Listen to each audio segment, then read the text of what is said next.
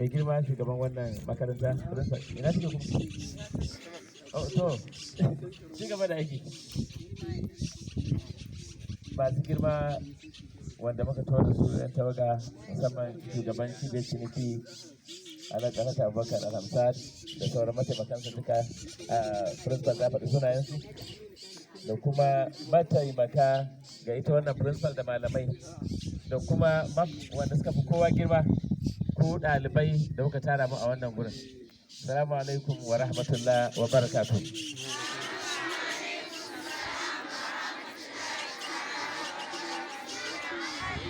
Masha Allah, alhamdulillah. Abinda ya tara mu a wannan guri a wannan safiya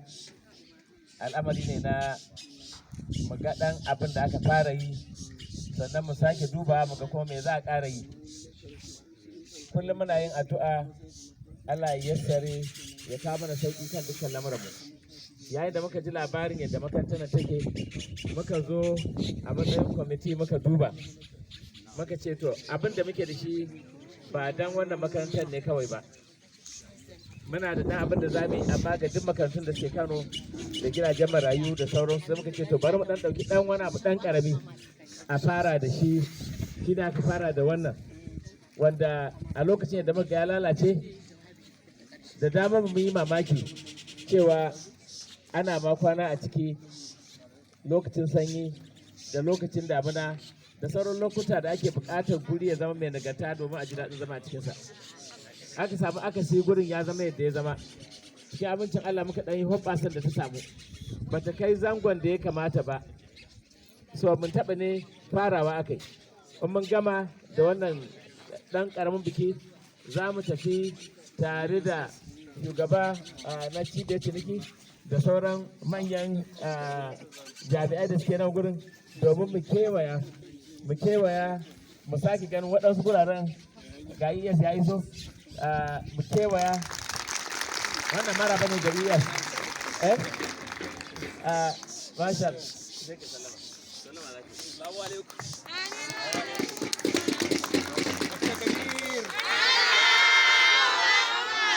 التكبير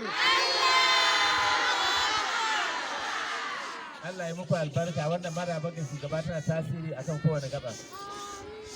Abin da zamu yi bayan mun ɗanyi abin da muka yi zamu kewaya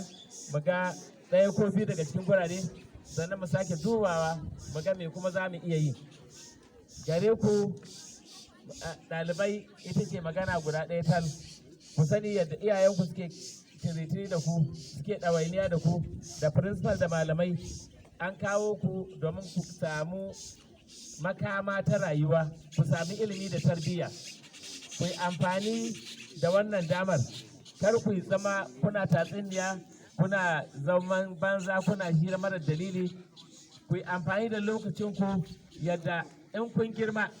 idan hutu ke so lokaci zai zo ya zama da duk hutun da za ka iya yi za ka yi komai jin daɗi za ka yi amma sai ka kai gabar sai kuma ka yi abin da ya dace lokacin da ke kan ƙuruciya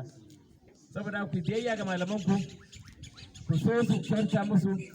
ku yi biyayya ga iyayenku ku so su kyauta musu ku zama masu addu'a kullum ga magabatanku da iyaye da malamai kullum addu'a ku ta zama a kansu in Allah ya yarda Allah zai ƙara sa son ku kuma a cikin zuciyarsu abin da duk ya sauƙaƙa su yi na kyauta muku za su yi ta yi suna ƙarawa har sai kun zama ingantattun mutane a rayuwa kuma kun zama masu jin daɗi masu nasara wanda kun ga wani ko wata a talabijin ko kun gansu suna wucewa a zahiri za ku ji kuna sha'awar su don su yi nasara to idan kuka dage kuma sai kun kai wannan nasara sai ma kun wuce ta Allah ya muku albarka akwai addu'a duk da kuna ƙanana rabbana hablana min azwajina kun yi aiko yi samji rabbana min azwajina waj'alna lil muttaqina imama to wannan addu'ar ku ji kar ku sallah ku yi ta ba ku yi wa iyayenku addu'a ku yi wannan addu'ar ko kuma kyautata akan duk abubuwan da kuke yi ina so ne godiya ga principal bisa wannan dama ina so ne godiya kuma ga mai girma kadimul islam da tabla umar ganduje wanda ya ɗauko ya kama gabarar haɓaka ilimi a duk jihohin da ake a najeriya a yau ni dai a gani na tunda mai yawo ne ni ban ga gwamnan da yake sabunta birni ba da ƙauye yake da bayan gadoji da muke gani masu hawa uku ya zo ya yi irin wanda za ka shiga nan ka bulle can da kuma da take da wannan ƙauye na guda hudu ya zo yana lunguna kalkal yan cikin birni ma ba basu ba sannan wanda suke da ƙauye aka ce karkara salamu alaikum mai girma kadimul islam ya yi gurare na koyar da sana'o'i ga matasa musamman mata da matasa wannan al'amari ba karamin kokari yake ba zai tabbatar da wannan jiha tamu yadda Allah ya yi mu muka zama cibiyar ciniki mun ƙara haɓaka a wannan matsayi matuƙar mutum ya tashi yana da abin yi to ba da tagumi sai dai gode Allah to muna godiya gare shi kokarin da yake yi muna addu'a Allah ya ƙara riko da hannunsa ya ƙara bashi nasara kan dukkan lamura Allah ya ƙara mana lafiya da zaman lafiya wannan jiha ta mai tarin albarka shugabannin cibiyar ciniki Allah ya ƙara riko da hannayensu su ƙara dagewa akan irin wannan babbar addu'a kuma mai girma da dattijo Alhaji Dr. Aminu Alhassan Dantata OFR wanda a wannan gabar da muke ci baya jin daɗi mu ƙara sa shi a cikin dukkan addu'o'inmu Allah ya ƙara mishi lafiya Allah ya ja da ransa al'amuran da yake yi na alkhairi Allah ya biya shi domin shi ne ƙarfin abin da muke shi ya fara kafin mu ɗan ƙara abin da shi ya ba mu duk ƙarfin gwiwar da za a yi Allah ya saka mishi da alheri da ya inganta zuriyarsa ya kuma haskaka rayuwarsa ya sa ya cika da imani mu ci gaba da masa addu'a Allah ya bashi lafiya Allah ya ba mu lafiya da zaman lafiya a wannan jiha tamu da ƙasa baki ɗaya. Assalamu alaikum wa rahmatullahi wa barakatuh.